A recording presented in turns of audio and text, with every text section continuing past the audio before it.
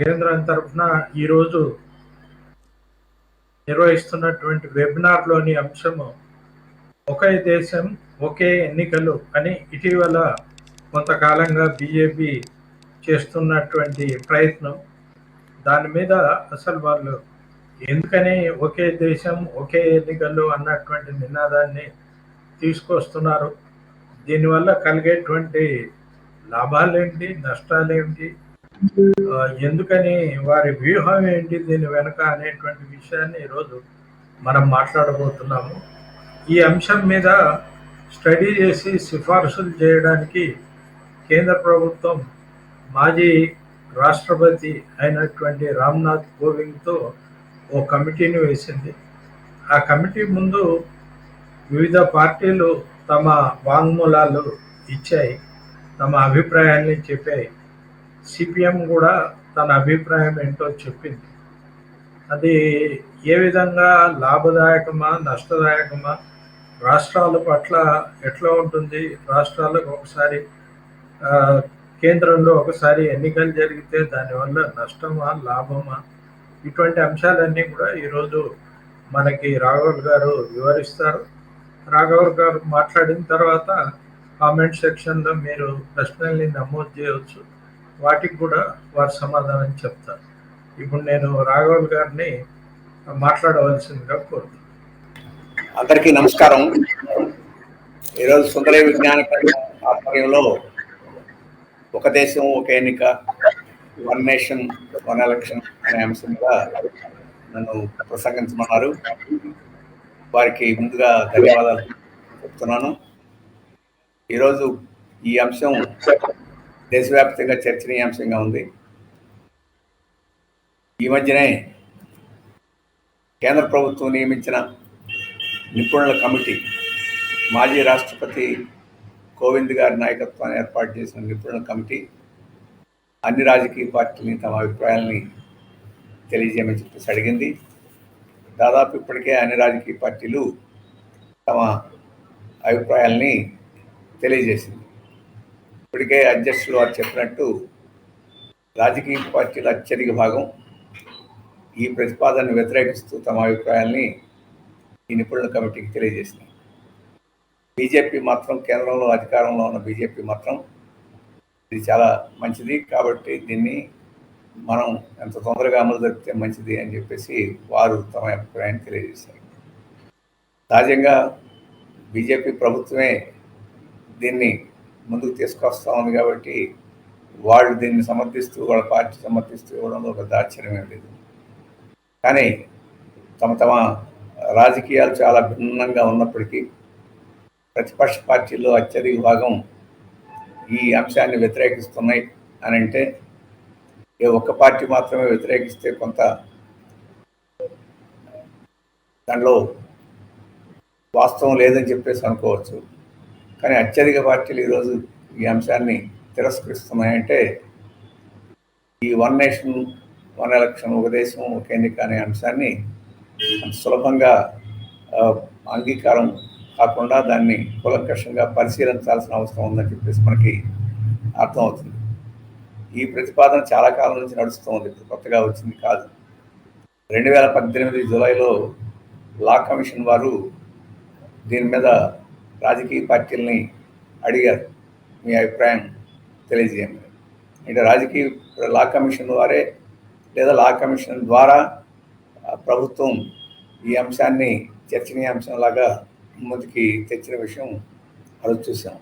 అప్పుడు law commission అడిగినప్పుడే CPM తన అభిప్రాయాన్ని స్పష్టంగా ఇది మంచిది కాదని చెప్పేసి ఆ రోజు చెప్పింది. ఆ రోజు లా కమిషన్కి కొన్ని పార్టీలు అప్పుడు అంత అభిప్రాయాలు చెప్పకపోయినా ఇప్పుడు ప్రభుత్వమే నిపుణుల కమిటీ వేసింది కాబట్టి, ఉన్నత స్థాయి కమిటీ వేసింది కాబట్టి వాళ్ళందరూ చెప్పడానికి వచ్చారు. అలాగే నీతి ఆయోగ్ వారు కూడా ఒక చర్చాపత్రం అని చెప్పేసి ఈ ఒక దేశం ఒక ఎన్నికను ఎలా అమలు జరపచ్చు, సమస్యలు ఏమిటి, ఆ సమస్యల పరిష్కారాలు ఏమిటి అని చెప్పేసే పద్ధతిలో వారు కూడా ఒక పత్రం విడుదల చేసి దాని మీద కూడా చర్చ చేశారు. ఆ రకంగా కొంతకాలం నుంచి ఇది నలుగుతూనే రాజకీయ ఆమ్, ఆ, రాజకీయాల్లో రాజకీయ పార్టీలు, ఆ, రాజకీయ బృందాల మధ్య చర్చ నలుగుతూనే ఉన్నది. అయితే ఎప్పుడైతే కేంద్ర ప్రభుత్వం అధికారికంగా ఒక నిపుణుల కమిటీ వేసి అందులో మాజీ రాష్ట్రపతిని కూడా దానికి చైర్మన్గా పెట్టి వేశారో, అది దానికి ఒక నలుగురి దృష్టికి వచ్చింది కాబట్టి ఈరోజు ఆ చర్చ ఇంకా ఎక్కువగా జరుగుతూ ఉన్నది. ఈ ఒక ఎన్నిక, ఒక దేశం, ఒక ఎన్నిక అని చెప్పేసేది ఈ ప్రతిపాదన అవసరమా లేదని చర్చ జరగడం ఒక ఎత్తు. ఈ ప్రతిపాదనని అమలు చేయాలంటే ఏం చేయాలో అని చెప్పేసి చర్చ ఒక ఎత్తు. ఈ అంశాన్ని మనం ముందు పరిగణలోకి తీసుకోవాలి. ఇప్పుడు కేంద్ర ప్రభుత్వం ఏ రకంగా అప్రజాస్వామికంగా నిరంకుశంగా వ్యవహరిస్తుందో ఇతర విషయాల్లో, ఈ విషయంలో కూడా అటువంటి నిరంకుశ పద్ధతులను వ్యవహరించింది. ఎందుకంటే ఈరోజు నిపుణుల కమిటీ పరిశీలన చేసేది ఒక దేశం ఒక ఎన్నిక ఈ దేశానికి మంచిదా, ఈ ప్రజాస్వామ్యానికి మంచిదా, ఈ దేశ ఐక్యతకు మంచిదా, దేశ పురోగమనానికి మంచిదా అని చెప్పేసి వారు చర్చ చేయడంలా. అందుకోసం రాజకీయ పార్టీలని అలాగే ప్రజానీకాన్ని తమ అభిప్రాయాలు చెప్పమని అడగడంలా. మేము ఒక దేశం ఒక ఎన్నికను అమలు జరపబోతున్నాం, ఈ అమలు జరపడానికి బాగా అమలు జరపడానికి మీ సూచనలు ఏమిటి అని చెప్పేసి ఈరోజు చెప్పమని అడుగుతున్నారు. ఎంత విడ్డూరమో చూడండి. మొత్తం ఒక కీలకమైన మౌలికమైన రాజ్యాంగం యొక్క పూర్తికి భిన్నమైన ఒక నిర్ణయాన్ని తీసుకోవడానికి ప్రభుత్వం సిద్ధం అవుతూ, ఆ నిర్ణయం ఇప్పటికే జరిగిపోయినట్టు చేసినట్టు దాన్ని ఎలా అమలు జరపాలో మీరు సూచనలు చేయండి అని చెప్పేసి ఆ రకంగా చెప్పడం అనేది ఎంత అన్యాయంగా చూడండి. ఈ ఒకే దేశం ఒక ఎన్నిక మేము అమలు జరపాలనుకుంటున్నాం, మీరు అభిప్రాయాలు చెప్పే ముందు ఈ అమలు జరపాలని ఎక్కడ నిర్ణయం చేసుకున్నారో బీజేపీ ప్రభుత్వం చెప్పాల్సి ఉంది. పార్లమెంట్లో చర్చి నిర్ణయం చేశారా, లేకపోతే క్యాబినెట్లో చర్చించి నిర్ణయం చేశారా, లేకపోతే రాష్ట్రాల శాసనసభలకి ఇది జరపడం మంచిదా కాదని చెప్పేసి వాళ్ళ అభిప్రాయాలను అడిగి నిర్ణయానికి వచ్చారా, ఎక్కడ నిర్ణయం చేశారని చెప్పేసి, ఎవరి బుర్రలో ఇది పుట్టింది, ఎవరి బుర్రలో పుట్టి ఇది బయటకు వచ్చిందని చెప్పేసి ఓ ముఖ్యమైన విషయం. ఎక్కడ చర్చించలేదు. ఇట్లాంటి ముఖ్యమైన మార్పు చేయాలనుకున్న సాక్షాత్ పార్లమెంట్ ఉంది. 2018 నుంచి చర్చ జరుగుతూ ఉంటే దాన్ని అమలు చేయాలని ప్రభుత్వానికి దృఢ నిశ్చయంగా ఉంది అని చెప్పేసి అనుకుంటే ఆ నిర్ణయాన్ని పార్లమెంట్లోనూ రాష్ట్రాల శాసనసభల్లోనూ పెట్టి చర్చించవచ్చు. మేము ఇలా జరపడం మంచిదా కాదా అని చెప్పి చర్చించవచ్చు. అందరూ జరపడం మంచిదంటారో లేదో కూడా తెలుసుకోవచ్చు. ఆ తర్వాత ఏం చేయాలి ఫర్దర్గా అని చెప్పేసారు. అత్యధికులు, రాష్ట్రాలు, పార్టీలు ఇది మంచిది కాదనుకున్నప్పుడు అది వెనక్కి తగ్గుతారు ఏ ప్రజాస్వామ్యంలో. లేదా అత్యధికులు ఇది బాగుంది అని చెప్పి అనుకుంటే అప్పుడు ముందుకు పోతారు. ఆ ప్రక్రియ ఏమీ లేకుండా మేము నిర్ణయం పెట్టి పోతున్నాం ముందుకి, మీరు దాన్ని ఎలా పోవాలో చెప్పండి అని చెప్పి చెప్పడం అనేది ప్రజాస్వామ్యాన్ని ఎగతాళి చేయడం, రాజ్యాంగాన్ని ఎగతాళి చేయడం, రాజకీయ పార్టీలను ఎగతాళి చేయడం, అన్నిటికన్నా మించి రాష్ట్రాలని ఏమాత్రం ఖాతరు చేయకుండా నిర్లక్ష్యం చేయడం అనుకుంటుంది కాదు. అందుకనే సిపిఎం తమ ఉత్తరంలో మొట్టమొదటి అబ్జెక్షన్ ఇదే రైజ్ చేసింది. అలాగే ఇతర పార్టీలు, అనేక పార్టీలు కూడా ఈ అబ్జెక్షన్ రైజ్ చేశారు. అసలు ఎక్కడ నిర్ణయం చేశారు, నిర్ణయం చేయకుండా అమలు గురించి ఎందుకు మాట్లాడతారు, ఇది చాలా అభ్యంతరకరమైంది, దాన్ని ఆ ప్రతిపాదనని ఉపసంహరించండి అని చెప్పేసి చెప్పడం జరిగింది. ఇది మొదటి మౌలికమైన అభ్యంతరం. ఇక రెండవది ఏంటంటే ఈ ఒక దేశం ఒక ఎన్నిక అని చెప్పేసి అది చాలా అత్యవసరం అని చెప్పేసి మీరు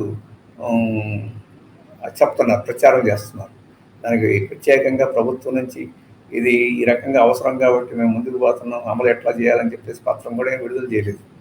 కానీ వారి మీడియా ద్వారా వీటి ద్వారా ప్రచారం చేస్తున్నారు. లేకపోతే నీతి ఆయోగ్ చర్చా పత్రాల ద్వారా కొన్ని చెప్తున్నారు. ఏం చెప్తున్నారు? మొదటిది వీరు చెప్తుంది ఏంటంటే ఈ ఒకే ఎన్నిక, సైమల్టేనియస్ ఎన్నికలు ఒకే దఫా జరగకపోతే చాలా విలువైన సమయం, డబ్బు వృధా అవుతుంది. పదే ఎన్నికలు రావడం మూలంగా, అలాగే అన్ని ఎన్నికలు ఒకసారి కాకుండా దఫాలుగా రావడం మూలంగా దానికి మంది మార్బలం వినియోగించాల్సి వస్తుంది. చాలా సమయం ఖర్చు పెట్టాల్సి వస్తుంది. ఎన్నికల తర్వాత ఎన్నికలు ఆ రకంగా వస్తున్నాయి. అందుకని సమయం ఆ, ఆ, వృధా అవుతుంది, డబ్బు వృధా అవుతుంది. ఇప్పుడు ఒకే దేశం ఒక ఎన్నికైతే డబ్బు మిగులుతుంది, సమయం మిగులుతుంది అని చెప్పేసి పక్కలో వారు మ్, మరి ఆ, వాదన చేస్తున్నారు. ఈ వాదన ఈ వాదనకి ఆ, అర్థం లేదు. ఎందుకు అర్థం లేదంటే, ఒకటి, మనం ప్రజాస్వామ్యం గురించి మాట్లాడుకుంటున్నాం. ప్రజాస్వామ్యమే సమయం తినేస్తుంది, ప్రజాస్వామ్యానికి సమయం ఖర్చు అవుతుంది. కాబట్టి ఈ సమయం కోసం ప్రజాస్వామ్యాన్ని మనకు అక్కర్లేదని చెప్పి అనుకుంటే ఎలా ఉంటుందో అది కూడా అంతే. ఎందుకంటే ప్రజాస్వామ్యంలో ప్రజలు సభలు ఉంటాయి, చర్చలు ఉంటాయి, భిన్నాభిప్రాయాలు ఉంటాయి, వాదోపవాదాలు ఉంటాయి, ఓటింగ్ ఉంటుంది. ఇటువంటి అనేక ప్రక్రియలు ప్రజాస్వామ్యంలో ఉంటాయి.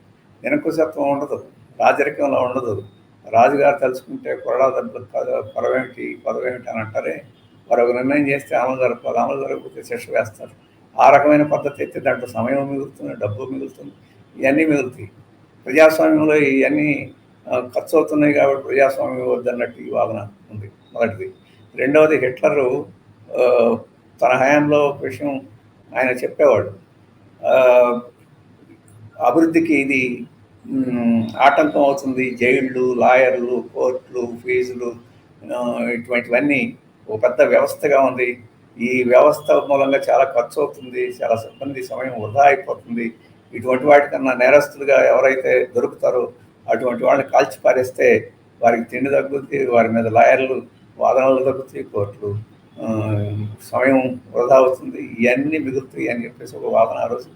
అందుకని నేరస్తుల్ని నేరస్తులో కాదో తేల్చకుండా శిక్ష వేయకుండానే కాల్చేసే పద్ధతి అత్యంత సమర్థవంతమైన, సమయం మిగిలే, డబ్బు మిగిలే గొప్ప అభివృద్ధికరమైన వాదన అని చెప్పేసి ఆ రోజు వాదన జరుగుతూ ఉండేది.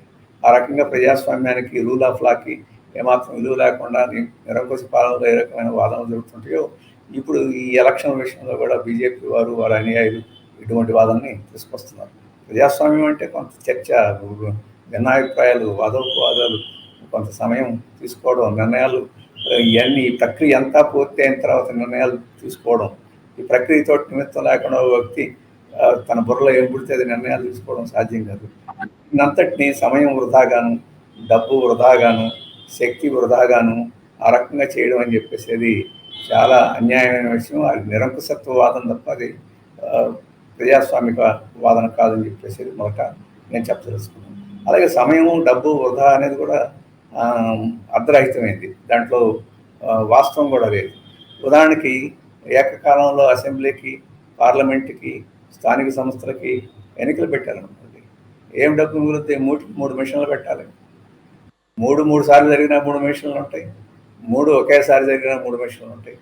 3 ఒకేసారి 3 మిషన్ల మీద ఓటింగ్ జరిగిందనుకున్నాం. సపోజ్ ఓటింగ్ జరిగితే ఈ 3 మిషన్లని నిర్వహించడానికి సిబ్బంది ఉంటుంది. ఈ 3 మిషన్లు ఒక చోట పెట్టి ఓటింగ్ జరపడానికి మామూలుగా దఫదఫాలు జరిగినప్పుడు ఉండే స్థలం కన్నా ఒకేసారి ఆ మిషన్లన్నీ ఒకే చోట పెట్టడానికి చాలా ఎక్కువ స్థలం కావాల్సి వస్తుంటుంది. దఫదఫాలుగా జరిగితే అదే స్థలంలో దఫదఫాలుగా మిషన్లు పెట్టవచ్చు. అలాగే సిబ్బంది కూడా దఫదఫాలుగా అదే సిబ్బంది 3 సార్లు చేయవచ్చు. ఎందుకంటే సిబ్బంది ఎక్కువ అవుతాయి, మిషన్లు ఎక్కువ అవుతాయి.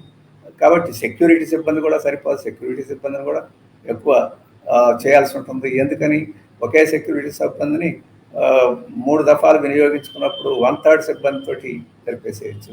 ఒకేసారి అన్నింటినీ నిర్వహించాల్సి వచ్చినప్పుడు అర్థ విస్తీర్ణంలో ఒకేసారి నిర్వహించాల్సినప్పుడు 3 రెట్ల సిబ్బందిని ఒకేసారి ప్రయోగించాల్సిన పరిస్థితి వస్తుంది. అందుకని ఈ వాదనలన్నీ చాలా హేతురహితమైనవి.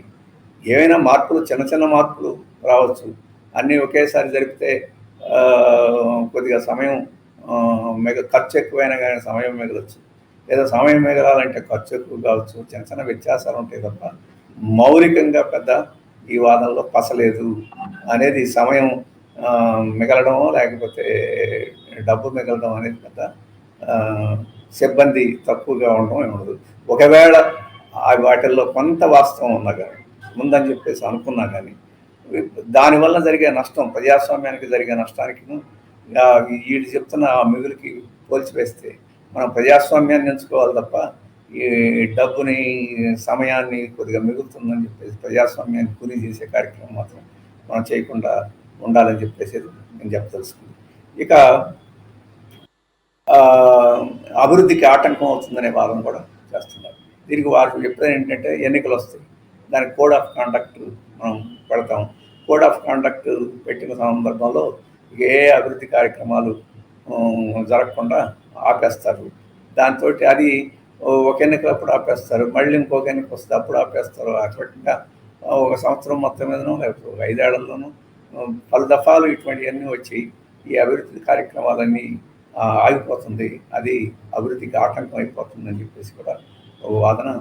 ఇది పైకి చూస్తే ఏమో నిజమేమో, ఎందుకంటే కూడా మనం కూడా అనుకుంటాం కోడ్ ఆఫ్ కాండక్ట్ వస్తే కొన్ని ప్రభుత్వం నుంచి రావు, మళ్ళీ ఎన్నికలు అయిన దాకా ఆగిపోతాయి అని చెప్తుంది.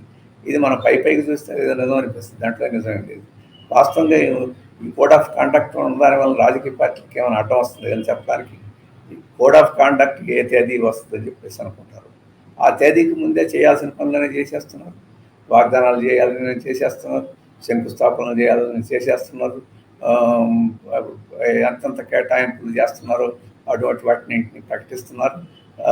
పెద్ద పెద్ద ప్రభుత్వ ఖర్చుతోటి పెద్ద పెద్ద ర్యాలీలు అవన్నీ జరుపుకుంటున్నారు. ఎలక్షన్ ఖర్చులో రాకుండా ఏది ఆగిపోతుంది? ఏది ఆగిపోవడంలో చేయాల్సిన మోసాలు చేస్తున్నారు, ఖర్చు పెట్టాల్సిన డబ్బు ఖర్చు పెట్టేస్తున్నారు, చేయాల్సిన శంకుస్థాపనలు చేసేస్తున్నారు. అందుకని ఇప్పుడు మోడీ గారు దేశం అంతా తిరుగుతున్నారు. యూపీలో కొన్ని వేల కోట్ల రూపాయలు వాటికి శంకుస్థాపన చేశారంటున్నారు. మన ఆంధ్ర, తెలంగాణలో ఈ మధ్యనే వర్చువల్గా యూనివర్సిటీలని వీటి బిల్డింగ్లన్నింటినీ, ఈ ఐఐటి బిల్డింగ్లని వీటన్నిటిని వర్చువల్గానే ప్రారంభించేశారు. నిన్న మొన్న ఎయిమ్స్ ఆసుపత్రిని మంగళగిరిలో ప్రారంభించేశారు. ఏ ఆగుతున్నాయి అనేది, ఇది రాజకీయ పార్టీ ప్రజలతో నిమిత్తం లేకుండా ఓటు రాజకీయాల కోసం చేయాల్సినవన్నీ చేస్తున్నారు. ఆ తేదీని ఇప్పుడు అడ్డం పెట్టుకొని ఆ తేదీ తర్వాత చేయకుండా వాస్తవంగా వాళ్ళు తీరుబడిగా చేసుకోవాల్సిన పనులు కూడా ఈ తేదీ తోటి ముందుగా చేసేస్తున్నారు, మోసాలు కానీ ఇంకోటి కానీ. అందుకని అభివృద్ధికి ఆటంకం అవుతుందని చెప్పేసి వాదనలు కూడా లేదు. వాస్తవంగా ఎన్నికల పేరు పెట్టి ఎన్నికలను దుర్వినియోగం చేసుకొని తమ రాజకీయ ప్రయోజనం కోసం, ఓటు బ్యాంక్ ప్రయోజనం కోసం చేస్తున్నారు. ఈ ఒక ఎన్నిక ఒక దేశం అనేది దాన్ని ఏమి నిరోధించడం ఏమీ సాధ్యం కాదనేది మనకు స్పష్టంగా కనపడుతుంది. లేదు, ఒకసారి మోడల్ కోడ్ ఆఫ్ కాండక్ట్ వచ్చిన తర్వాత ఏ అభివృద్ధి పనులు ఆపాలని చెప్పేసి, ఎక్కడ కోడ్ ఆఫ్ కాండక్ట్ ప్రారంభమైన పనులు ఆపాలని చెప్పేసి కానీ, లేకపోతే అమలు జరుగుతున్న స్కీముల్ని అమలు జరపకూడదని కానీ అట్లాంటిది ఎక్కడ కోడ్ ఆఫ్ కాండక్ట్ అయిన తర్వాత లేదు. ఏమైనా కొత్త పథకాలు అటువంటి ప్రారంభించడం అటువంటి చేయకూడదనే ఉంది. ఇప్పుడు నేను చెప్పినట్టు అది ఓట్ల కోసం ముందే చేసేస్తున్నారు. అంత అర్జెంటుగా ప్రజల కోసం బాగా చేయాలని చెప్పి అనుకుంటే ఎన్నికలు ఎప్పుడు వస్తాయో తెలుసు. ముందుగానే వాటన్నిటిని ప్రారంభించేసుకోవచ్చు, వాటన్నిటిని ఖర్చు పెట్టవచ్చు అని చేయొచ్చు. ఎన్నికల ముందునే ఎందుకు ఇవన్నీ జ్ఞాపకం వస్తాయంటే చేయడానికి కాదు, మోసం చేయడానికి, ఓట్లు సంపాదించుకోవడానికి తప్ప అనుకుంటే ఏం కాదని మనందరికీ ఎన్నికల ప్రక్రియలు చూసిన వాళ్ళం అర్థమవుతుంది. తమ మోసపూరితమైన చర్యలకి ముసుగు వేసుకోవడానికి ఈరోజు ఈ ఒక ఎన్నిక ఒక దేశం అని చెప్పేసి ఈరోజు సాగు చూపించడం అని చెప్పేసి కూడా న్యాయం కాదని చెప్పేసి నేను భావిస్తున్నాను. అన్నిటికన్నా కీలకమైన ఒక వాదన ఉన్నది. అదేమిటంటే ఈ ఒక దేశం ఒక ఎన్నిక ఏదో నిర్ణీత కాలంలో ఏ ఎన్నికలు లేకుండా ఒకసారి ఎన్నికైన ప్రభుత్వాలు అలాగే కొనసాగితే విధానపరమైన కొనసాగింపు అనేది ఉంటుంది. ఇప్పుడు పదే ఎన్నికలు అయిన దానివల్ల విధానపరమైన కొనసాగింపు చేయలేకపోతున్నారు అని చెప్పేసి ఒక వాదన ఉంది. ఎందుకు చేయలేకపోతున్నారు అనేదానికి సమాధానం లేదు. విధానపరమైన ఏ విధానాలని కొనసాగించలేకపోతున్నారు అనేది కూడా ఒక ముఖ్యమైన సమస్య. ఈ వాదన చేసే వాళ్ళందరూ ఈరోజు సరళీకరణ విధానాలు, అలాగే ప్రభుత్వం ఏవైతే ఉన్నాయో ఈరోజు అధికారంలోకి వచ్చిన బీజేపీ కానీ ఇంకోరు కానీ ఉధృతంగా సరళీకరణ విధానాలు, ప్రజా వ్యతిరేక విధానాలను అమలు జరపాలని చెప్పి అనుకుంటున్నారు. ఈ అమలు జరపాలనుకునే దానికి ఎన్నికలు కొంత అడ్డంగా ఉంటాయి. ఎందుకంటే ప్రజలకి వ్యతిరేకమైన, ప్రజలకి అభ్యంతరకరమైన, ప్రజలు హర్షించని వాటినన్నింటినీ అమలు జరపాలి అని చెప్పంటే ముందుగా ఎన్నికలు వస్తే ఆ ఎన్నికల్లో మేము అమలు జరుపుతామని చెప్పేసి ఉధృతంగా చేయడం సాధ్యం కాదు. అందుకని ఎన్నికలే రాలేదనుకోండి, ప్రజలకు నచ్చని విధానాలన్నింటినీ కూడా అమలు జరపచ్చు, ఎప్పుడో చివరి మళ్ళీ మోసం చేయొచ్చు. ఇప్పుడైతే పదే పదే మోసం చేయడానికి కొద్దిగా అడ్డంగా ఉన్నాయని చెప్పేసి ఎన్నికల గురించి భావిస్తుంది. ఉదాహరణకి నల్ల చట్టాలున్నాయి, రైతు చట్టాలు. ఆ చట్టాలని మధ్యలో ఎన్నికలు లేకపోతే ప్రజలను అణిచివేసైనా, ప్రజల్ని నిర్బంధించైనా కానీ వాటిని అమలు జరిపే అవకాశం ఉంటుంది. లేబర్ కోడ్స్ ఉన్నాయి, ఆ రకంగా చేసే అవకాశం ఉంటుంది. ఎందుకంటే ఇప్పుడు మొన్నే కేంద్ర ప్రభుత్వం వారు చాలా బాధపడిపోతున్నారు. మేము లేబర్ కోడ్స్ని చేసినా కానీ ఆ రూల్స్ని మేము ఇంకా రూపొందించి అమలు చేయలేకపోతున్నామని చెప్పి బాధపడిపోతున్నారు. విశాఖపట్నం స్టీల్ ప్లాంట్ వారి ఆందోళన దాదాపు 1000 రోజులు దాటిపోయింది. 5 నిమిషాల్లో ప్రైవేటీకరించి ₹1,00,00,000 కేంద్ర ప్రభుత్వం తన ఖజానాలో వేసుకోవాలనుకుంది. అక్కడ ఆందోళనతో సాధ్యం.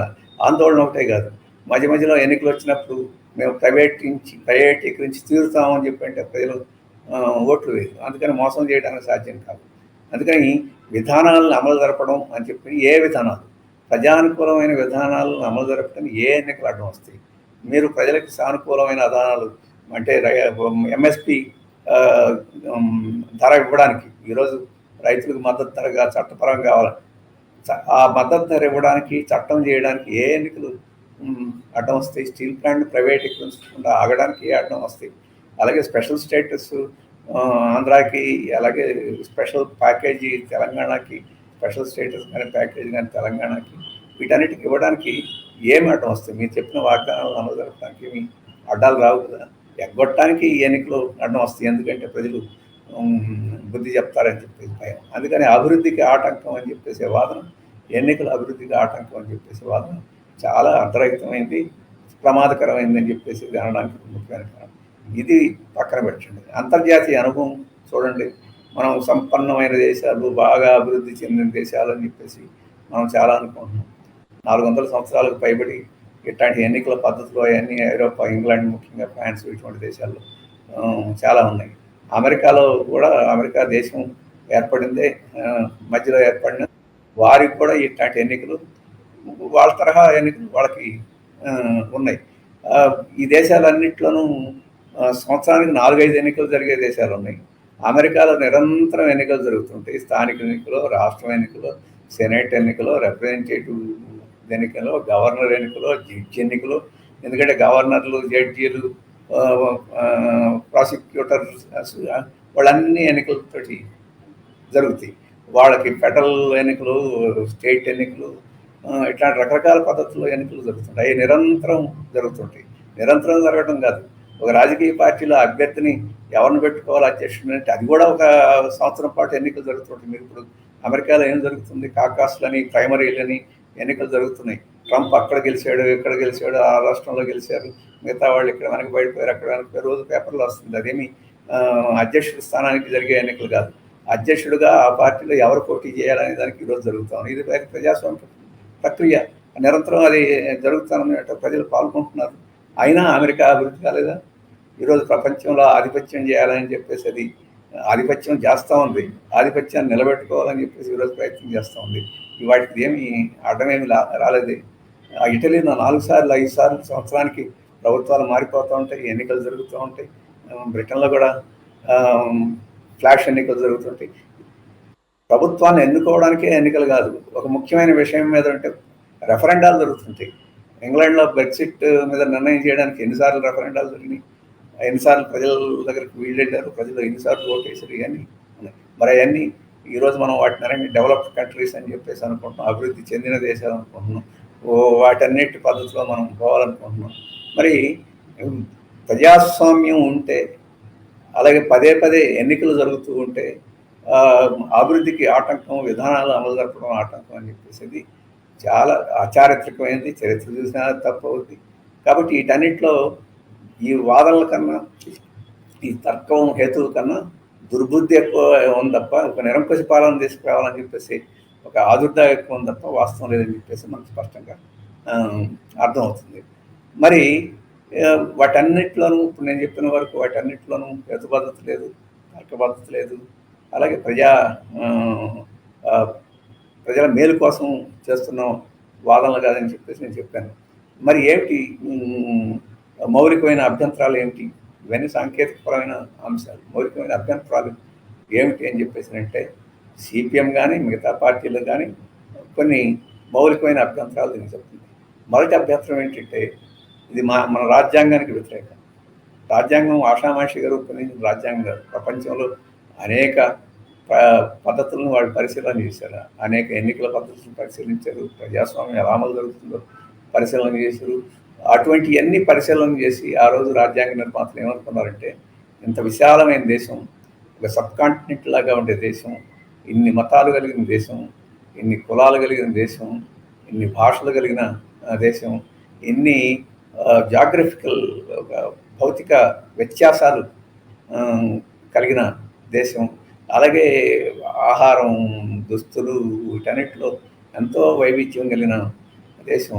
ఇటువంటి దీనిలో మనం సమైక్యంగా నిలబడాలి, అలాగే ప్రజాస్వామ్యం చాలా పటిష్టంగా కొనసాగాలి అని చెప్పి అనుకుంటే మనం పార్లమెంటరీ ప్రజాస్వామ్యాన్ని దీన్ని అమలు జరుపుతూ ఈ పార్లమెంటరీ ప్రజాస్వామ్యంలోనే ఎగ్జిక్యూటివ్కి అంటే పరిపాలన వ్యవస్థకి, శాసన నిర్మాణం అంటే లెజిస్లేచర్కి, అలాగే జ్యుడిషియరీ చట్ట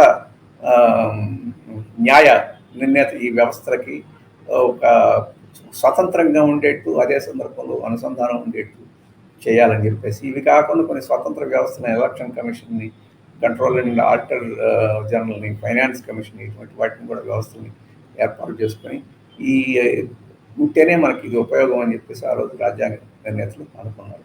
అలాగే ప్రజాస్వామ్యం నిరకుశత్వంలోకి పోకుండా ఉండాలి అని చెప్పంటే ఇంత వైవిధ్యం కలిగిన దేశంలో అటు కేంద్రానికి కొన్ని హక్కులు ఉండాలి, రాష్ట్రానికి కొన్ని హక్కులు ఉండాలి, కొన్నింట్లో ఉభయులకి హక్కులు ఉండేట్టుగా మనం రాజ్యాంగాన్ని అంటే యూనిటరీ, ఫెడరల్, అంటే concurrent list, state list, unitary list అని చెప్పేసి విషయాలను 3 భాగాలకు విభజించి ఆ రకంగా ప్రత్యేకంగా ఫెడరలిజాన్ని అంటే సమాఖ్యవాదాన్ని రాష్ట్రాలకు కూడా కొంత హక్కులు ఉండే పద్ధతిలో దీన్ని నిర్మాణం చేశారు. లేకపోతే యూనిటీని సాధ్యం కాదని చెప్పేసి ఇటువంటి వైవిధ్యం కలిగిన దేశాల్లో 5 సంవత్సరాలకి ఒకసారి ఎన్నికలు జరపాలని అప్పర్ లిమిట్, పై భాగం నుండి లిమిట్ పెట్టే తప్ప ఈ 5 సంవత్సరాల్లో ఎన్నికలు మళ్ళీ జరగకూడదని కానీ, ప్రభుత్వాలు పడిపోకూడదని, ప్రభుత్వాలు రాజీనామా చేయకూడదని, ప్రభుత్వాల మీద అవిశ్వాసం పెట్టకూడదని కానీ, లేకపోతే ఒక సభ్యుడు వారు దురదృష్టవశాత్తు మరణిస్తే మళ్ళీ దానికి ఉప ఎన్నిక జరగకూడదని చెప్పేసి కానీ ఇట్లాంటివి ఎక్కడ మన రాజ్యాంగంలో లేవు. ఎందుకు లేవు? అటువంటి వాటిని నిషేధిస్తే అది ప్రజాస్వామ్యం అవదు. అలాగే వాస్తవంగా ఇంకా అనేక దేశాల్లో ఉండే కొన్ని మంచి విషయాలు ఇంకా రాజ్యాంగంలో పెట్టాలని చెప్పేసి ఇప్పటికీ మేము కూడా చర్చ చేస్తున్నాం, అందరూ చర్చ చేస్తున్నాం. ఇప్పుడు మన రాజ్యాంగంలో ఈ విషయాలన్నీ గొప్ప విషయాలు ఉన్నాయి.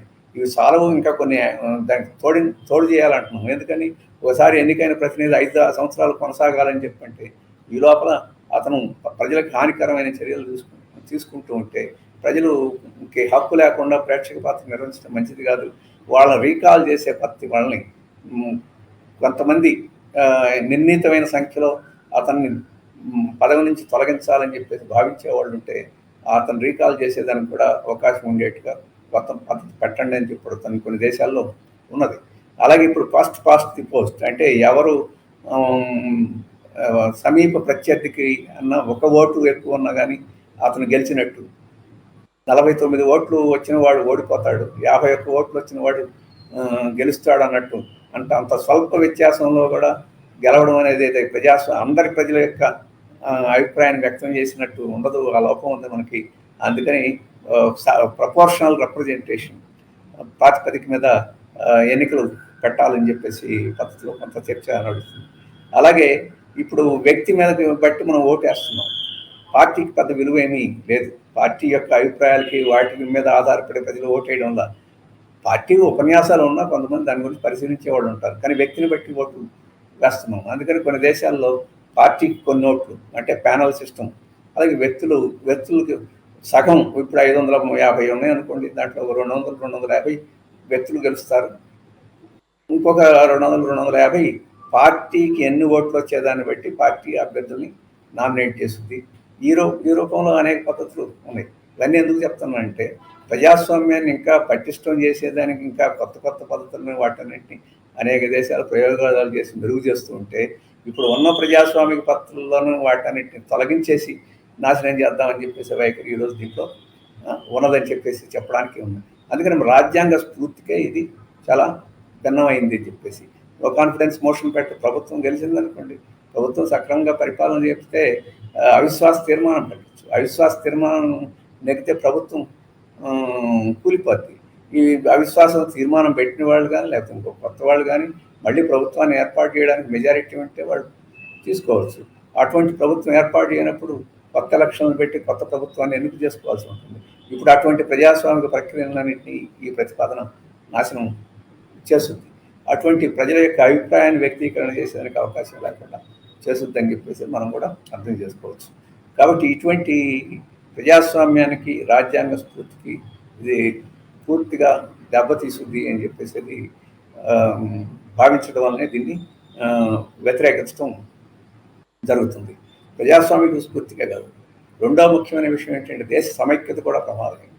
ఎందుకంటే మన దేశంలో ఇప్పుడు ఒకే ఎన్నిక అంటే పార్లమెంటుకి, శాసనసభకి, స్థానిక సంస్థలకి వీటన్నిటికీ ఒకేసారి ఎన్నిక జరిగితే ఎవరు లబ్ధి పొందుతారు, ఏ విషయం ఓటర్స్ని ప్రభావితం చేస్తుంది అని అంటే పై స్థాయి అంటే అఖిల భారత స్థాయి రాజకీయాలు, అఖిల భారత స్థాయి పార్టీలు, డబ్బు ఎక్కువ ఉన్న పార్టీలే మొత్తం రాజకీయాలని ప్రభావితం చేస్తాయి. ఒక స్థానిక అంశానికి ప్రాధాన్యత లేకుండా పోతుంది.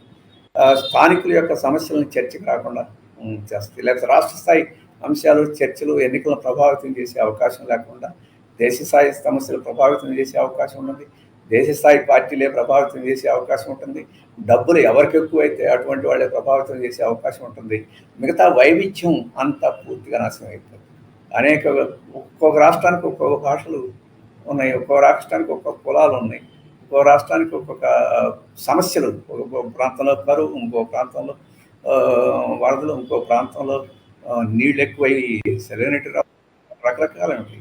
వాటన్నిటికీ ప్రాతినిధ్యం వహించి చర్చించే రాజకీయ అభిప్రాయాలకు విలువ లేకుండా ఒక కేంద్రం అంటే ఒక రకమైన నిరంకుశ పద్ధతి, ఒక అధ్యక్ష తరహా అభిప్రాయాలు వాటి మీద ఆధారపడి ఎన్నికలు జరిగే పరిస్థితి ఇప్పుడు చూస్తున్నాం.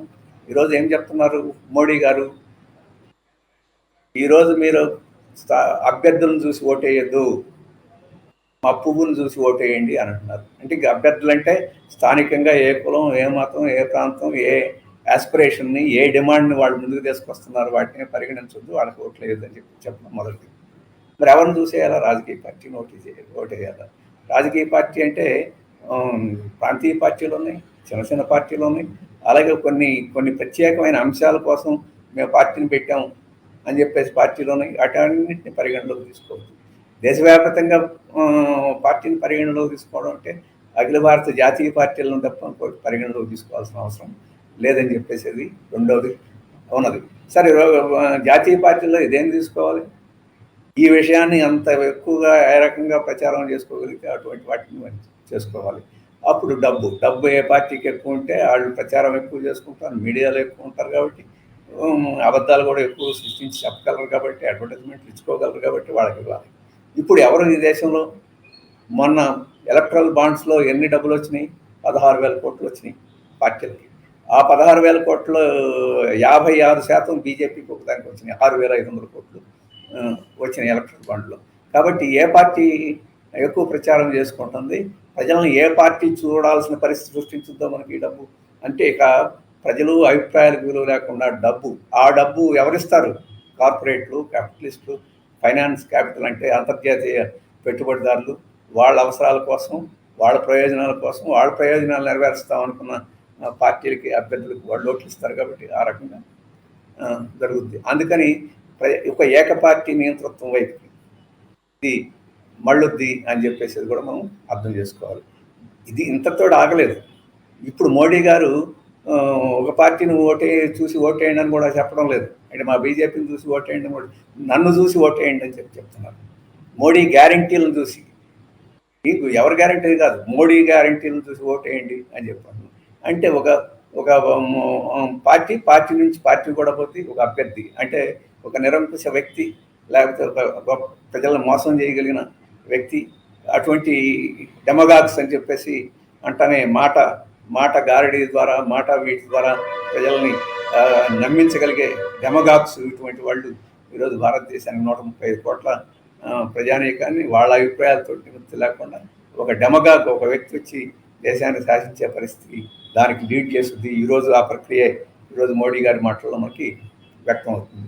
అందుకే ఇది ప్రజాస్వామ్యానికి చాలా తీవ్రమైన నష్టమే కాదు, ఒక నిరంకుశం వైపుకి, అధ్యక్ష తరహా పరిపాలన వైపుకి నడపడం సమస్య కాదు. ఈ ఈ వైవిధ్యాలకి, యాస్పిరేషన్స్కి, వాటన్నిటికీ ప్రాతినిధ్యం లేకుండా వాటన్నిటిని కప్పెట్టి లేకపోతే దూరం పెట్టి ఆ రకంగా తీవ్రమైన హాని చేసే అవకాశం ఉందండి.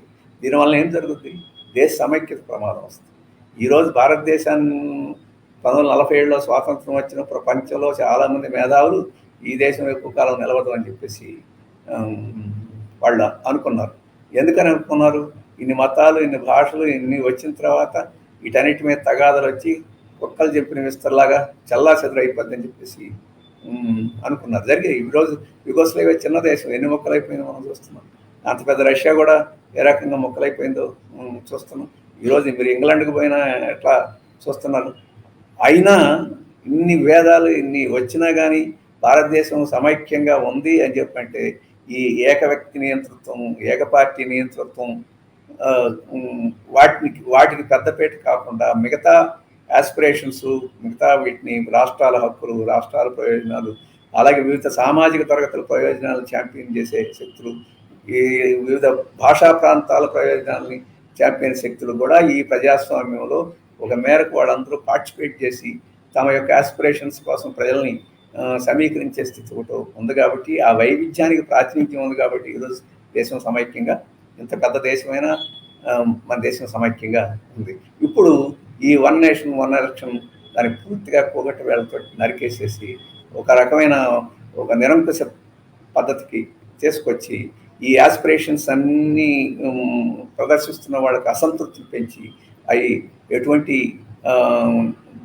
పరిణామాలకు దారితీస్తూ మనం చెప్పలేని పరిస్థితికి అవకాశం వస్తుంది. అందుకని దేశభక్తులైనా, దేశ సమైక్యత కోరుకునే వాళ్ళైనా ఫెడరల్ వ్యవస్థని కాపాడుకోవాలని చెప్పేసి, కాపాడుకోవడమే ఈరోజు మన దేశానికి రక్ష అని చెప్పేసి అర్థం చేసుకునేవాళ్ళు దీన్ని వ్యతిరేకించాల్సి ఉంటుంది. ఈరోజు అమెరికా చూస్తున్నాం, మనంత జనాభా లేదు, మనకన్నా విస్తీర్ణం ఉంది. దాంట్లో ఎన్నో 50 రాష్ట్రాలు ఉన్నాయి. అంత దేశాన్ని మేము పరిపాలన చేస్తున్నామని చెప్పేసి చెప్పుకునే దేశం. కానీ అక్కడ ఫెడరల్ ప్రభుత్వానికి చాలా ఒక 4-5 అంశాల్లో తప్ప మిగతా అంశాల్లో దేనికి హక్కు లేదు ఫెడరల్ ప్రభుత్వానికి. ఆ హక్కులన్నీ రాష్ట్రాల మీద ఉంటాయి. ఆ రాష్ట్రాల పరిధిలో ఉన్న వాటి మీద ఫెడరల్ ప్రభుత్వం ఏం జోక్యం చేసుకునేదని కూడా లేదు. ఈ రాష్ట్రాల్లో ఒకే రకమైన ఎన్నిక పద్ధతిలో కూడా లేదు. ఏ రాష్ట్రానికి ఆ రాష్ట్రంలో ఎన్నిక పద్ధతులు కూడా చాలా తేడా ఉంటాయి. ఓటింగ్ పద్ధతులు తేడా ఉంటాయి. ఓటింగ్ హక్కు పద్ధతిలో కూడా చాలా తేడాలు ఉన్నాయి. ఎందుకంత వైవిధ్యం అక్కడే పెట్టుకున్నారు? ఆ దేశం అంత సమైక్యంగా ఉండడానికి అది మార్గం తప్ప ఏం లేదని చెప్పేసి వాళ్ళు అనుకోబట్టే దేశం. వాళ్లే అట్లాంటి స్థితిలో ఉంటే మన దేశాన్ని, ఎంత వైవిధ్యం, ఎంత జనాభా కలిగిన దేశాన్ని ఈ వైవిధ్యానికి ప్రాతినిధ్యం లేకుండా ప్రాచుర్యం ఇవ్వగలిగే ప్రజాస్వామిక పద్ధతిని రద్దు చేసి తీసుకెళ్ళి ఒక నేషన్, ఒక జాతి, ఒక దేశం అని చెప్పేసి అధ్యక్ష తరహా పరిపాలన లేకపోతే నిరంకుశ పరిపాలన వైపుకో దారి చేసి ఫెడరల్ వ్యవస్థను నాశనం చేసి దారిని తీస్తే చాలా నష్టం జరుగుతుందని చెప్పేసి ఈరోజు మనకి కనపడుతుంది. అందుకనే ఫెడరలిజాన్ని కోరుకునేవాళ్ళు, ప్రజాస్వామ్యాన్ని కోరుకునేవారు, లౌకికవాదాన్ని కోరుకునేవారు, దేశ సమైక్యతను కోరుకునేవారు ఎవరైనా కానీ ఈ ప్రతిపాదనని వ్యతిరేకిస్తే ఇదేదో ఒక శాస్త్రీయమైన అవగాహన, రాజకీయ విధానం ప్రకారంగా దేశం ప్రయోజనం కోరుకున్న వాళ్ళు కూడా దీన్ని అర్థం చేసుకోవాలని చెప్పేసి కోరుతున్నాను. ఇక దీనికి చాలా అబ్జెక్షన్స్ సాంకేతిక పరమైన కారణాలతోటి, అలాగే ఆచరణాత్మకమైన కారణాలతో వ్యతిరేకించే వాళ్ళు కూడా ఉన్నారు. అవి కూడా చాలా సమస్యలు ఉన్నాయి. కానీ మౌలికమైన ఇవి మాత్రం 7 సాంకేతిక కారణాలు, దానికి వాళ్ళు చెప్తున్న పరిష్కారాలు. ఈరోజు ఒకసారి ఎన్నికైతే 5 సంవత్సరాల పాటు ఈ ప్రభుత్వం ఉండాలి, మధ్యలో ఎన్నికలు రాకూడదు. అలాగే అన్ని రాష్ట్రాల్లో ఒకేసారి ఎన్నికై మళ్ళీ ఒకేసారి ముగియాల్సి ఉంటుందని చెప్తున్నారు. ఇంతకుముందే చెప్పాను, ఒక రాష్ట్రంలో ఒక ప్రభుత్వం అవిశ్వాసం కోల్పోయి కూలిపోద్ది, మళ్ళీ ప్రభుత్వాన్ని ఏర్పాటు చేయలేరు. అక్కడ ఎన్నికలు జరగాలా లేదా? ఇప్పుడు వారు చెప్తున్న ప్రతిపాదన ఏంటంటే అక్కడ ఎన్నికలు అవసరం. ఎందుకంటే ఇంకా ఎన్నికలు జరగాల్సిన 5 సంవత్సరాలకి తక్కువ సమయమే ఉందనుకోండి, అక్కడ రాష్ట్రపతి పరిపాలన పెట్టి ఏమంటున్నారు అంటే ఇక పరిపాలన రాష్ట్రపతి పాలన అంటే కేంద్రం పరిపాలన లేదు. ఎన్నికైన తర్వాత కొద్ది కాలానికే మధ్యలో ఆ ప్రభుత్వం కూలిపోయిందనుకోండి, అప్పుడు ఎన్నికలు పెట్టాలా లేదా? అప్పుడు కావాల్సి ఉంటే ఒకవేళ పెట్టే పనితే ఆ 2.5 సంవత్సరాలు కూలిపోతే ఆ 2.5 సంవత్సరంలో ఎన్నికల్ని పెట్టాలి. ఆ తర్వాత మళ్ళీ చేయాలి అని చెప్పేసి చెప్తున్నారు. ఇప్పుడు మధ్యలో ఎన్నికలు జరుగుతున్నాయి, ఇప్పుడు ఏం చేయాలి? ఇప్పుడు ఇంకా సమయం ఉంటే ఆ ప్రభుత్వానికి పార్లమెంట్ ఎన్నికలకి ఆ రాష్ట్ర ప్రభుత్వంలో ఎన్నికలు జరగడానికి కొంత గడువు ఉంటే, ఎన్నికల తర్వాత జరిగే ఒక అఖిల భారత ఎన్నికల తర్వాత జరిగే రాష్ట్ర ప్రభుత్వాలని ఆ శాసనసభను రద్దు చేసి ముందుకు తీసుకురావాలి. అలాగే ఇప్పటికే 5 సంవత్సరాలు పూర్తయిన తర్వాత ఇంకో 4-5 నెలలకు కానీ పార్లమెంట్ ఎన్నికలు జరగకపోతే ఈ ప్రభుత్వం రద్దు అయిపోద్ది. కాబట్టి ఆ 4-5 నెలలు రాష్ట్రపతి పాలన పెట్టి దాంట్లో కలిపేయాలి. ఇట్లాంటి సూచనలు ఏవో చేస్తున్నారు. మరి ఈరోజు ఎన్నికలన్నింటినీ ముందుకో వెనక్కో తీసుకొచ్చి కలిపేస్తారు. ఇంతకుముందే చెప్పినట్టు మధ్యలో సమస్యలు వస్తే రాష్ట్రపతి పాలన కేంద్ర పరిపాలన పెట్టి సైమల్టేనియస్ చేసేదానికి ప్రయత్నం చేస్తారు. వీటన్నిటిలో ఈ సూచనలన్నింటిలో మనకు కనపడేది ఏంటంటే ప్రజల అభిప్రాయంతో నిమిత్తం లేకుండా అటు ఇటు ఇక్కడ రాష్ట్రపతి పరిపాలన ద్వారాను లేకపోతే కేంద్రంలో ఉంది. మరి కేంద్రంలో వస్తే ఏమిటి జరుగుద్ది? కేంద్రంలో ప్రభుత్వం మధ్యలో పడిపోయింది అనుకోండి, 5 సంవత్సరాల దాకా ప్రభుత్వం నడవాలా లేదా అనేది వాళ్ళు చెప్పేది ఏంటంటే ఆ మిగిలిన సమయంలో రాష్ట్రపతి గారు ఆ మిగిలిన కాలాన్ని పరిపాలన చేస్తారు అని చెప్పేసి అంటారు. రాష్ట్రపతి గారు ఆ మిగిలిన కాలంలో మంత్రివర్గాన్ని అపాయింట్ చేసి వారి ద్వారా పరిపాలన చేస్తున్నారని చెప్పాను. ఇది ఎంత ప్రమాదకరమో మనం చూస్తున్నాం. ఇప్పుడు ప్రధానమంత్రి గారు నియమిత కావడం విభాగం, ఇప్పుడు రాష్ట్రపతి గారిని నియమిత చేసే పద్ధతి దీంట్లో. అంటే ఇంతకుముందు ఒకప్పుడు వాజ్పేయి గారు అక్కడ ఉన్నప్పుడు అధ్యక్ష పరిపాలన ఉపయోగం కాదని ఒక కమిటీ వేశారు. అధ్యక్ష తరహా పరిపాలనలోకి తీసుకురావాలి, పార్లమెంటరీ ప్రజాస్వామ్యం పద్ధతిని తీసేసి అధ్యక్ష తరహా పరిపాలన ఆ రోజు ప్రయత్నం చేశారు. తీవ్రమైన ప్రతిఘటన వచ్చిన తర్వాత ఆ ప్రతిపాదన వెనక్కి పెట్టారు. ఇప్పుడు మళ్ళీ ఇంకొక రూపంలో మళ్ళీ అధ్యక్ష తరహా పరిపాలనని అధికారికంగా పెట్టాలని చెప్పేసి ఇట్లాంటి ప్రయత్నాలు చేస్తున్నారు. ఈ సమస్యల పరిష్కారాన్ని చేయడానికి ఇట్లాంటి సూచనలు అనేకం వీళ్ళు చేస్తున్నారు.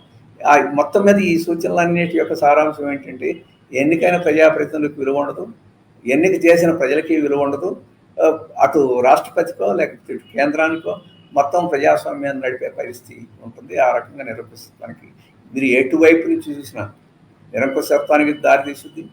అలాగే వైవిధ్యాన్ని పక్కన పెట్టేసి మొత్తం దేశాన్నంతటిని ఏకఖండం లాగా, భూమి కాదు ప్రజల్ని ఒక ఏకఖండం లాగా చేయాలని చెప్పేసి బీజేపీ ఆర్ఎస్ఎస్ ఏదైతే ప్రయత్నం చేస్తుందో దాని అర్థం ఏంటంటే ఈ దేశాన్ని లౌకిక పరిపాలన కాకుండా ఒక మతం పరిపాలన చేసే స్థితికి ఏదైతే తీసుకురావాలో అంతర్రాష్ట్రంగా ఇది ఉంది. అందుకని ఆర్ఎస్ఎస్ ఏదైతే సిద్ధాంతం అయితే ఒకే దేశం, ఒకే సంస్కృతి, ఒకే భాష, ఒకే ఇవన్నీ అన్నీ ఇప్పుడు మళ్ళీ ఒకే రిజిస్ట్రేషన్, ఒకే లైసెన్సు, ఒకే పన్ను అని చెప్పేసి ఏ రకంగా అంతా ఒకటి అంటున్నారే, ఆ ఒకటిలో భాగంగానే ఇప్పుడు ఒకే ఎన్నిక, ఒకే దేశం అని చెప్పేసి తీసుకొస్తున్నారు. ఏడు చూసినా కానీ దీని యొక్క మొత్తం సారాంశం ఏంటంటే వీరు ప్రాజెక్ట్ ఏదైతే ఉందో ఈ దేశాన్ని ప్రజాస్వామ్యం పరిపాలన చేసేదానికి లేదు, నిరంకుశత్వం రాజరిక పద్ధతిలో పరిపాలన జరగాలి. దేశంలో లౌకికవాదం కాదు పరిపాలన విధానం కాదు పరిపాలన చేయాల్సింది, మతవాదం పరిపాలన చేయాలని చెప్పేసి పరిస్థితి వస్తూ ఉంది. సమాఖ్యవాదం కాదు ఈరోజు నిరంకుశవాదం పరిపాలన చేయాలని పరిస్థితి. ఇవన్నీ కూడా చాలా ప్రమాదకరమైన చెప్పేసి భావిస్తుంది. అలాగే మనం చెప్తుందంటే ఖచ్చితంగా ఇప్పుడున్న ప్రజాస్వామిక అయినప్పటికీ దీంట్లో లోపాలు కూడా ఉన్నాయి. దీంట్లో లోపాలని సరిదిద్దుకొని ఒప్పుకోవాలి. మొన్న దాకా ఎలక్ట్రల్ బాండ్స్ పెట్టారు బీజేపీ ప్రభుత్వం, సుప్రీంకోర్టు కొట్టేసింది. సుప్రీంకోర్టులో వేసింది సిపిఎం. ఇది మరి చాలా అన్యాయం, ఇది ప్రజాస్వామ్య నష్టం. ఈ డబ్బులు ఉన్నవాళ్ళు ప్రభుత్వాన్ని క్యాప్చర్ చేయడానికి ఇది ఉపయోగపడుతుంది. మేము కోర్టులో వేసాం. వాటన్నిటిని విచారణ చేసి కొట్టేసింది. మంచిది. ఎలక్ట్రల్ బాండ్స్ ప్రజాస్వామ్యాన్ని మెరుగు చేయడంలో ఎలక్ట్రల్ బాండ్స్ రద్దు చేయడం చిన్న ప్రక్రియ. అసలు బ్లాక్ మనీ అంత ఎలక్షన్లో జరుగుతుంది. అది దాంట్లో కూడా బీజేపీ ముందు భాగాన్ని ఉండే ఉంటుంది, ఎందుకంటే ఎలక్ట్రల్ బాండ్స్ దానికి వచ్చినాయి కాబట్టి బ్లాక్ మనీది డబ్బు శక్తి లేకుండా రాజ్యమే కొంత ఎన్నికలని డబ్బు ఖర్చు పెట్టే పద్ధతులు చాలా దేశాలు ఉన్నాయి. అట్లాంటివి రావాలి. ఇంతకుముందే చెప్పినట్టు ప్రపోర్షనల్ రిప్రజెంటేషన్ పద్ధతి రావాల్సి ఉంటుంది. అలాగే ప్రజాప్రతినిధులను రికాల్ చేసే పద్ధతులు రావాల్సి ఉంటుంది. దేశాన్ని మొత్తాన్ని తీవ్రంగా ప్రభావితం చేసే అంశాలు రెఫరెండం పద్ధతిలో ప్రజాభిప్రాయ సేకరణ చేసే పద్ధతులు రావాల్సి ఉంటుంది. అలాగే ప్యానల్ సిస్టము, అలాగే పార్టీ సిస్టము, వ్యక్తుల సిస్టము, ఇవన్నీ కూడా అంటే ఫస్ట్ పాస్ట్ ది పోస్ట్ అనే దానిలో ఉండే లోపాలని సరిదిద్దేదానికి ఇవన్నీ ఉండాల్సి ఉంటుంది. అలాగే ఈ ఒకసారి షెడ్యూల్ ప్రకటించిన తర్వాత అభివృద్ధి కార్యక్రమాలకు ఆటంకం అవుతుందని చెప్పేసి ఒక వాదన విస్తృతంగా మిడిల్ క్లాస్లో ప్రచారం చేయడం జరిగింది. చాలామంది నమ్మేవాడు కూడా ఉన్నారు. అది నేను ఇంతకుముందు చెప్పాను, దాంట్లో పూర్తి వాస్తవం లేదని. ఒకవేళ ఏదన్నా ఉంటే అటువంటి వాటిని సవరించడానికి ఏమైనా మార్పులు చేర్పులు చేయాల్సి ఉంటే చేసుకోవచ్చు. వీటన్నిటి మీద చర్చ వదిలేసి సర్కారీయ కమిషన్ ఇట్లాంటి చర్చలు చేసింది, చాలా సూచనలు చేసింది. ఆ సర్కారీయ కమిషన్ పుట్టదాకలైపోయింది. ఇప్పుడు కూడా అటువంటివి చేయొచ్చు తప్ప ఈ వన్ నేషన్ వన్ ఎలక్షన్ పేరుతోటి ప్రజాస్వామ్యాన్ని ఖూనీ చేయడానికి మనం ఎవరూ ఆమోదించకూడదు. ఇది బీజేపీ సంఘ పరివార శక్తుల యొక్క దీర్ఘకాలిక ఒక ప్రణాళిక ఏదైతే ఉందో ఈ దేశాన్ని అంతటినీ ఒక హిందుత్వ సిద్ధాంతం ప్రాతిపదిక మీద ఒక ఏకీకృతం, ఒక మొనోలిథిక్ రాజ్యాన్ని ఇవ్వాలని చెప్పేసి ఏదైతే జరుగుతుందో ఆ ప్రయత్నం వెనక దీని వెనక ఉందని చెప్పేసి నేను భావిస్తున్నాను. అందుకని ప్రజాస్వామిక వాళ్ళందరూ దీన్ని లోతుగా పరిశీలన చేసి ఏది న్యాయమో, ఏది సమంజసమో, భారతదేశానికి ఏది ఉపయోగమో ఆలోచించుకోవాలని చెప్పేసి నేను అభిప్రాయపడుతున్నాను. ఈ విషయాలతోటి రాఘవులు గారు కొన్ని ప్రశ్నలు ఉన్నాయండి. దీని ముఖ్య ఉద్దేశం మన ధర్మాన్ని తీసుకురావటమా అని ఒక ప్రశ్న వచ్చింది. దీని మీద మీరు ఏమైనా కామెంట్ చేస్తారు?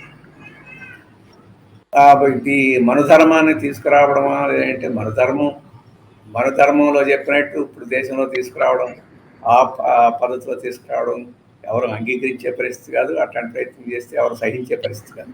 కానీ మన ధర్మంలో ముఖ్యం ఏంటంటే రాజ్యం ఎలా పరిపాలన చేయాలి, ఒక వ్యక్తి ఒక రాజరిక పద్ధతిలో పరిపాలన చేయాలా లేకపోతే ఒక ప్రజాస్వామిక పద్ధతిలో పరిపాలన చేయాలనేది ఇప్పుడు మనం చేసే. మన ధర్మంలో చెప్పింది రాజరిక పద్ధతిలో పరిపాలన చేయాలి. ఇప్పుడు ప్రజాస్వామ్య అంశంలో అటువంటి ఒక నిరంకుశ పద్ధతిని ఈరోజు దేశంలో తీసుకురావాలని చెప్పేసి ఈ వన్ నేషన్ ఒక దేశం ఒక ఎన్నిక పద్ధతిలో ఉంది. ఆ రూపంలో ఇది మన ధర్మాన్ని ముందుకి తీసుకురావడం యథాతథంగా అక్షర రూపంలో మన ధర్మాన్ని పాటించకపోయినా ఆ ధర్మం యొక్క సారాంశాన్ని ఈరోజు ముందుకు తీసుకురావాలని చెప్పేసి ఈ నినాదంలో మనకు కనిపిస్తుంది. ఇంకో ప్రశ్న అండి, ఒకే దేశం ఒకే ఎన్నిక అంటున్నటువంటి బీజేపీ దేశంలో ప్రజలందరినీ ఒకే కులం కిందికి తీసుకురాగలరా అని అడుగుతుంది. ఒకే కులం ఒకే కులం కిందికి తీసుకురాగలరు అంటే ఒకే కులం కింద తీసుకొస్తే మనకు అభ్యంతరం ఎందుకుండాలా? కుల వ్యవస్థకి ఆ లక్షణమే లేదు.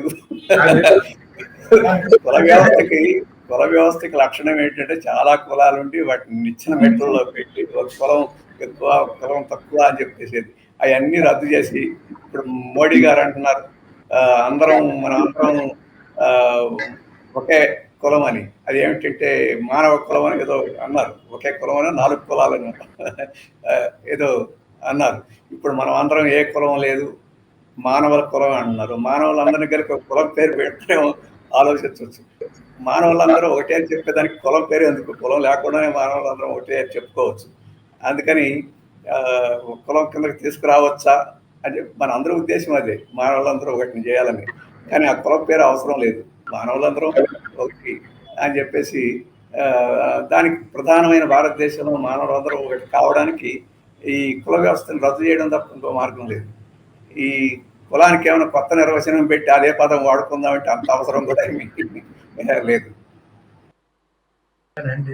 ఇందులో రాజ్యాంగానికి సంబంధించినటువంటి ప్రశ్నలు కూడా వస్తున్నాయండి. అసలు ఈ రాజ్యాంగాన్ని బీజేపీ పూర్తిగా ధ్వంసం చేసేస్తుందా అనేది ఒక ప్రశ్న. కొన్ని వాట్సాప్లో సోషల్ మీడియాలో కొన్ని కామెంట్స్ వస్తున్నాయి. ఆ కామెంట్స్ ఏంటంటే రాజ్యాంగాన్ని ఉపయోగించి హిందువుల్ని చంపుతున్నారు అనేది ఒక కామెంట్. భారత రాజ్యాంగాన్ని ఉపయోగించి హిందువుల్ని చంపుతున్నారు, దానికి ఏం వివరణ ఏం లేదు, కానీ ఒక కామెంట్ అది సర్క్యులేట్ అవుతుంది సోషల్ మీడియా. మొదటిది ఏంటంటే ఆధునిక నియంత్రణలో రాజ్యాంగాన్ని ఉపయోగించుకునే అధికారానికి వచ్చారు. అధికారానికి వచ్చిన తర్వాతనే నిరంకుశత్వం ప్రదర్శించారు. కొంతమంది సైనిక తిరుగుబాట్లు చేసి ప్రజాస్వామిక ఎన్నికైన ప్రభుత్వాన్ని కూలదోసి వారు రాజ్యాన్ని ఆక్రమించుకున్న ఘటనలు కూడా మనం చూస్తాం. కానీ మనం ఎప్పుడు చెప్పుకునే హిట్లర్ ఎన్నికల్లో గెలిచే అధ్యక్షుడు అయ్యాడు, ఎన్నికల్లో గెలిచే వచ్చాడు, ప్రజలు ఎక్కువ మంది ఓట్లు తీసుకునే వచ్చాడు, చాలా మంచి వాగ్దానాలు చేసే వచ్చాడు, అసలు సోషలిజమే నిర్మిస్తామని చెప్పేసి వాగ్దానం చేసి వచ్చాడు. వచ్చిన తర్వాత రిచ్ ట్యాగ్ను రద్దు చేశాడు, మొత్తం అన్నింటినీ చేసాడు, ప్రజాస్వామ్యం లేకుండా చేశాడు, ఓట్లు ఎన్నికలు లేకుండా చేశాడు, పూర్తిగా ఒక నిరంకుశత్వం అయ్యాడు. ఇప్పుడు బీజేపీ కూడా మోడీ గారు పదే ఎన్నికలు ఓట్లు ఆయన తిరగలేదు, ఆయన ఉపన్యాసాలు లేదు, ఓట్ల ద్వారానే ఎన్నికలకు వస్తున్నాడు. ఓట్ల ద్వారా వచ్చిన వాళ్ళు నిరంకుశంగా రాజ్యాంగంలో చెప్పిన వాటికి దాని స్ఫూర్తికి భిన్నంగా మార్పులు చేర్పులు చేసి పరిపాలన చేయొచ్చా లేదంటే చేయగలరు అని చెప్పేసి ఇప్పుడు మోడీ గారు రుజువు చేస్తున్నారు. చేయగలరా అనేది కాదు, ప్రజల యొక్క చైతన్యాన్ని బట్టి, వాళ్ళ పోరాట పటిమను బట్టి వాళ్ళు చేయగలిగే శక్తి లేకపోతే చేయలేని శక్తి ఉంటుంది. ఈరోజు భారతదేశంలో ఉన్న పరిణామం ఏంటంటే ఇప్పుడు ప్రజా ఐక్యత, ప్రజా పోరాట పటిమ ఇంకా తగినంత స్థాయికి రాల. అటువంటి స్థాయికి వస్తే ఈ మోడీలు కాదు ఎవరు వచ్చినా కానీ అటువంటి సాధ్యం కాదు. స్థాయికి మనం ఎదగలమా లేదా అని చెప్పేసి చూడాల్సిన అవసరం ఉంది. అలాగే దీన్ని ఎదిరించడానికి ఏదో కమ్యూనిస్టులు, సోషలిస్టులు అటువంటి వాళ్ళే సరిపోదు, అటువంటి వారికి పరిమితం కూడా కావాల్సింది. ఈరోజు ప్రజాస్వామ్యాన్ని రక్షించుకోవాలనుకున్నది అన్ని రకాలు నిరంకుశత్వాన్ని వ్యతిరేకించే అన్ని రకాల భావాలు కలిగిన వాళ్ళకి అవసరం. అటువంటి శక్తులన్నీ ఒక వేదిక మీదకి వచ్చి మిగతా వైరుధ్యాలన్నింటిని పక్కన పెట్టి మనం వైరుధ్యాలతో తగాదా పడాలన్నా ప్రజాస్వామ్యం అవసరం అనేదాన్ని గమనించి దీన్ని నిరోధించడానికి ప్రయత్నం చేస్తే అదేం పెద్ద కష్టమేం కాదు. ఇప్పుడు భారతదేశంలో జరుగుతున్న పరిణామాలు చూస్తే మోడీ గారు తల్లిని మీద బండిలాగా ఒక వ్యక్తి, ఒక పార్టీయో లేకపోతే ఒక హిందుత్వ రాజ్యాన్ని స్థాపించకపోతారంటే భారతీయ ప్రజలు అంత సులభంగా అంగీకరించే పరిస్థితి లేదని చెప్పేసి కూడా వాస్తవం. అయితే ఆ వాస్తవం అనేది మనందరం సంసిద్ధత మీద దానంతా అదే రాదు, మనం సంసిద్ధంగా ముందుండి దాన్ని నిరోధించడానికి ప్రయత్నం చేస్తే ఆ వాస్తవాన్ని మనం నిజం చేసుకోవచ్చు. ఎర్రంశెట్టి సుబ్బారావు గారు ప్రశ్న అడుగుతున్నారండి. What are the chances of India alliance in winning the general elections?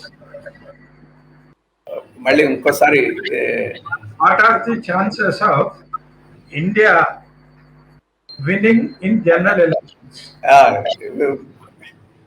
ఈ ఇండియా బృందం ఎన్నికల్లో గెలుచుద్దా లేదా, ఏమిటి అవకాశాలని చెప్పి అడుగుతున్నారు. నా వరకు నాకు ఆశాజనకంగా ఉంది. ఎందుకంటే ఇండియా ఏర్పాటే ఒక గొప్ప విషయం. చాలా వైరుధ్యాలు, తగాదాలు ఉన్న పార్టీలు ఆ ఇండియా బృందంలోకి రావడం అనేది మొదటి స్టెప్.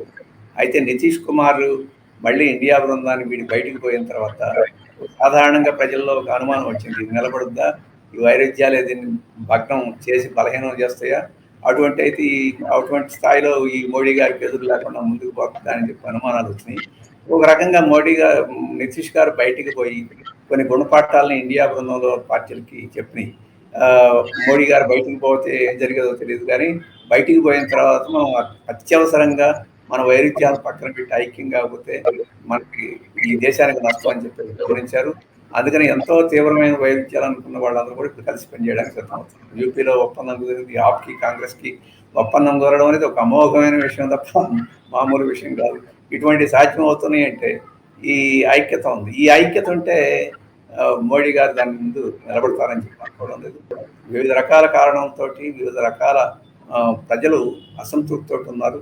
వాటన్నిటినీ అంటే వివిధ పాయలుగా ఉన్న అసంతృప్తిని ఒక మహాపాయిగా తీసుకురావడం అనేది జరిగితే ఓటమి ఈ మతోన్మాద శక్తి తథ్యం. అటువంటిది కొంత ఆశాజనకంగా ఇప్పుడు పరిణామాల్లో కనిపిస్తుంది.